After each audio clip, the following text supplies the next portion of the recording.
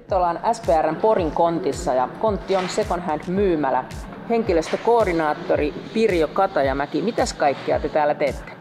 No me ollaan tällainen Punaisen Ristin alainen Kontti second hand myymälä, eli teemme tällaista kierrätystavaran myytävä kuntoisten tavaroiden myyntiä ja kaikki tämä tuotto, mikä me saadaan, niin menee Punaisen Ristin auttamistoimintaan.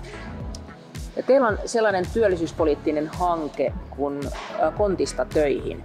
No sen tavoitteena on työllistäminen ja sit ammatillisen osaamisen lisääminen.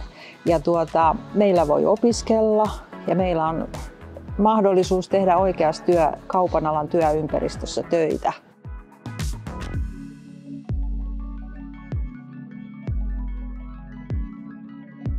Meillä on pitkäaikaistyöttömät pääasiallinen kohderyhmä ja osa-aikatyöllistetyt ja sitten myös sellaiset henkilöt, vaikka kenellä niin kun on jo vuosi työttömyyttä ja on uhkana, että se pitkittyy. Meillä on kaikenikäisiä, kaikenlaisista ammattitaustoista ja pitkiä työuria ties miltä alalta.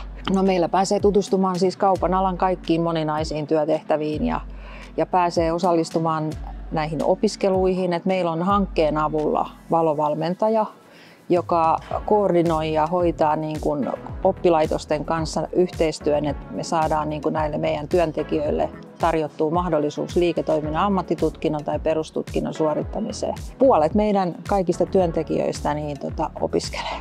Meidän pääasiallinen tavoite on auttaa eteenpäin ja avoimia työmarkkinoita kohden.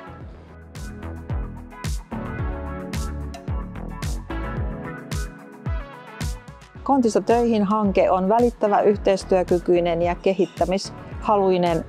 Meille olet tervetullut!